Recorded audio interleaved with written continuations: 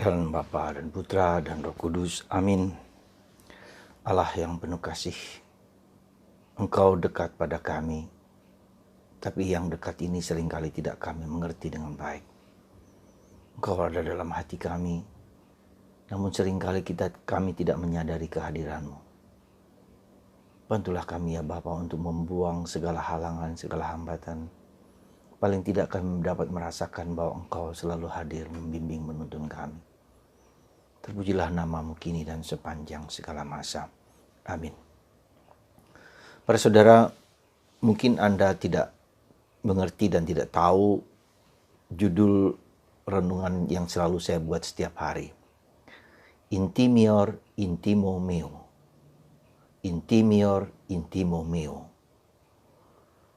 Kalimat ini berasal dari Santo Agustinus yang berarti Tuhan itu lebih dekat dengan diriku daripada diriku. Sekali lagi, Tuhan itu lebih dekat dengan diriku daripada diriku.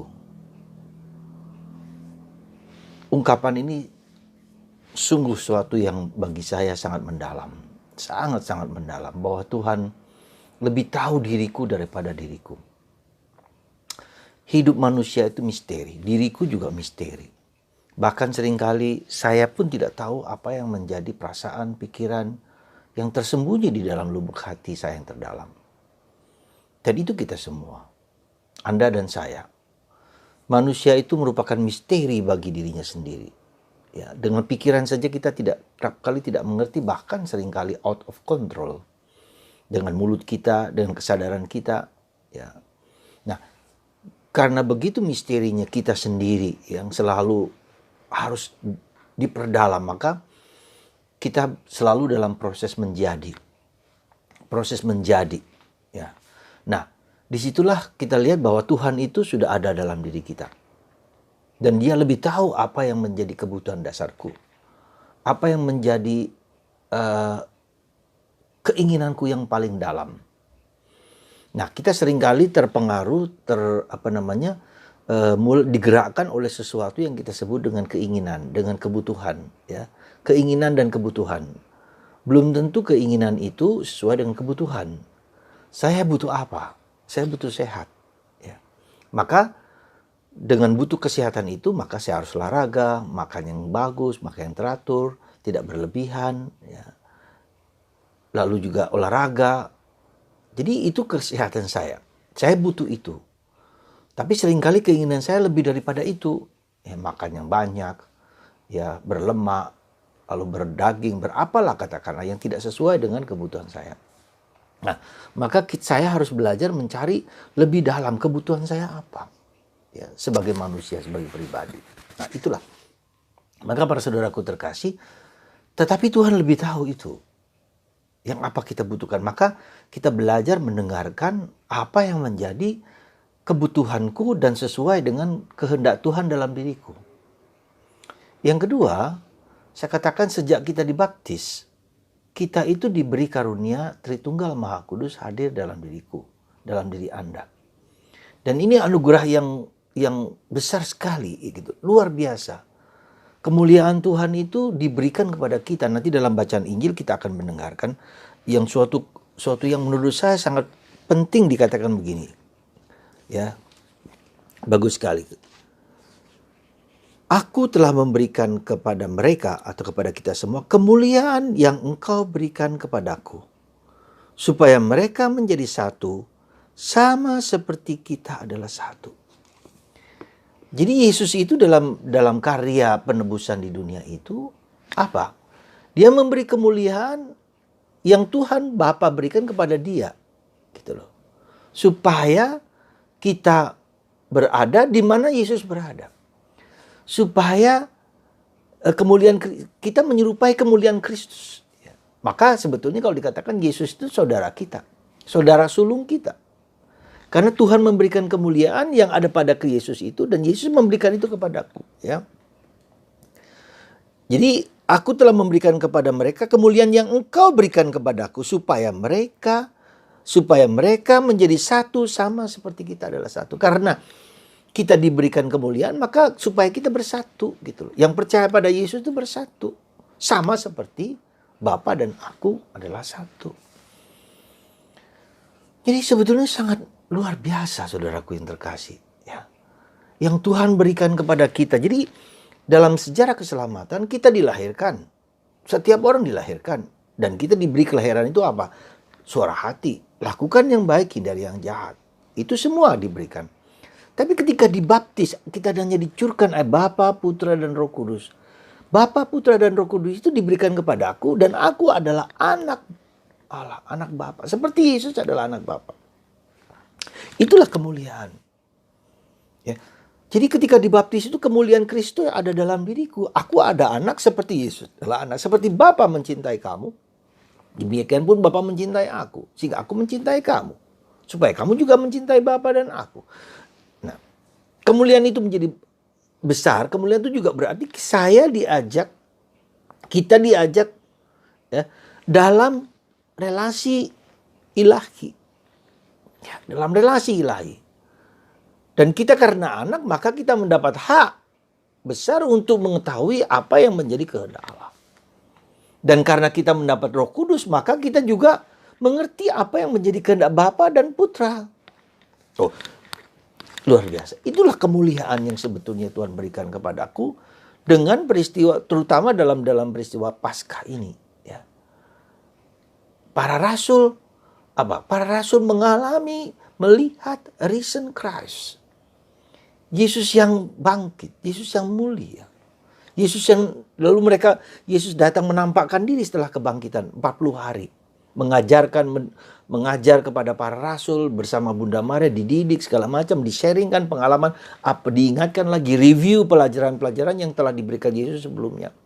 Maka kalau Anda perhatikan dalam bacaan Injil dalam minggu terakhir ini, selalu bicara tentang dalam perjamuan malam terakhir. Yesus mengingatkan lagi, karena itu inti dari semua ajaran Yesus. Ya, sebagai anak, supaya para rasul tahu dan sadar kalian ini adalah anak, ya, anak emasku dalam kata. Seperti bola mata dikatakan oleh pemazmur. Bola mata yang diperhatikan. Nah, dalam proses 40 hari itu saya memikirkan begini loh. Ketika Yesus mengajar, mendidik para rasul terus-menerus selama 40 hari. Di situ juga Yesus men-sharingkan pengalamannya. Bunda Maria juga men-sharingkan pengalamannya. Kenapa saya katakan begitu? Coba peristiwa Bunda Maria mendapat kabar dari malaikat Tuhan. Itu kan peristiwa pewahyuan dirinya. Gitu loh. Dirinya. Siapa yang tahu kalau nggak Bunda Maria bercerita? Ayo. Ya. Kisah tentang kanak-kanak Yesus itu. Pasti Bunda Maria men-sharingkan pengalaman itu. Diketahui oleh para rasul. Sehingga Lukas dan Matius menuliskan itu. Ya. Yesus digoda di padang gurun. Itu kan hanya Yesus yang tahu, nggak ada saksi. Maria juga nggak ada saksi. Nah, Yesus pun menceritakan pengalaman digoda kepada para rasul. Nah, jadi selama 40 hari itu masa Paskah itu masa formasio of faith of para rasul. Sehingga lalu kemudian sekarang ini dalam hari-hari ini, yaitu dari kenaikan Tuhan. Jadi ketika Yesus sampai naik ke surga, dia bilang, "Aku tugasku udah selesai. Aku telah mendidik kamu, mengajar kamu, dan aku sekarang berada kembali ke sebelah kanan Bapa." Apa arti apakah sebelah kanan atau kiri? Bukan maksudnya itu. Sebelah kanan itu artinya Yesus diberi karunia otoritas oleh Bapa. Kuasa Allah ada dalam diri Yesus. Tetapi Yesus yang ada di sebelah kanan itu juga pada saat yang sama hadir di dalam diri kita. Maka jangan lihat ke atas, para Rasulullah. Di dalam hati bekerjalah di sini. Jadi aspek ilahinya ada, Yesus ada di atas, tapi aspek manusiawi Yesus ada di bawah bersama kita. Wah, itulah luar biasanya. Ya. Nah, kemudian dari ini kita menunggu peristiwa Pentakosta. Para rasul bernovena, ya, sampai hari Minggu depan mereka mendengarkan para rasul dan Bunda Maria mendapat karunia Roh Kudus, bersama-sama menanti novena. Padahal Bunda Maria juga sudah mempelai Roh Kudus, pada waktu itu dia sudah menerima Roh Kudus, tapi bersama para rasul. mereka mendapatkan Pentakosta. Ya, 50 hari. Jadi para saudaraku yang terkasih dalam Kristus, pada bagian ini saya hanya mengatakan bahwa kemuliaan kita itu, hidup kita tuh begitu mulia, begitu luhur. Ya. Anak Allah diberi kesempatan, maka itulah ketika kita anak Allah, maka kita wajib memberi kesaksian, mewartakan kepada orang. Wajib juga bersatu satu sama lain. Dan Kristus tahu bahwa akan ada banyak perpisahan, akan banyak perpecahan. Dan jelas sekarang bagi mereka yang percaya pada Yesus, berapa agama, berapa gereja. Ya. Kita berusaha untuk bersatu. Tidak selalu berarti uniformitas semua di bawah paus, nggak usah. Tapi hati kita itu hati yang bersama-sama. Ya. Tidak harus mengecam agama A, B, dan C, atau terutama dalam agama Kristen Katolik, Protestan, Pentakosta, whatever lah. Sudahlah, nggak apa-apa. Ya. Jadi para saudaraku yang terkasih dalam Kristus, kenapa Yesus mengatakan kalian berseperti saya dan Bapa adalah satu? Keakraban, kemesraan, kedekatan. Maka ketika kita bersatu dengan Bapa, tidak mungkin tidak kita harus bersatu dengan sesama. Nggak mungkin. Itu mandat yang nggak boleh dipertanyakan lagi. Cintailah Allah dengan segala kekuatanmu, dengan segala kelimpahanmu, dengan segala kehebatanmu. Dan cintailah sesamamu manusia seperti dirimu sendiri. Ya. Jadi itu saudaraku yang terkasih. Ya. Mari kita di saat-saat sekarang ini, besok kita merayakan sekali lagi kemuliaan yang kau berikan kepadaku sudah kuberikan kepada mereka. Supaya mereka bersatu seperti kita adalah satu. Maka mari kita berdoa supaya umat Kristen tidak saling menjelekkan, tidak saling menjegal. Tapi bersyukur apapun pilihan kalian, silahkan. Kita bersama-sama mencari dan mengenal Kristus. Sejauh kita mampu, sejauh kita bisa dengan lembaga-lembaga yang kita miliki dan dimiliki. Tapi semua harus belajar ya, mencari Tuhan, menemukan Tuhan.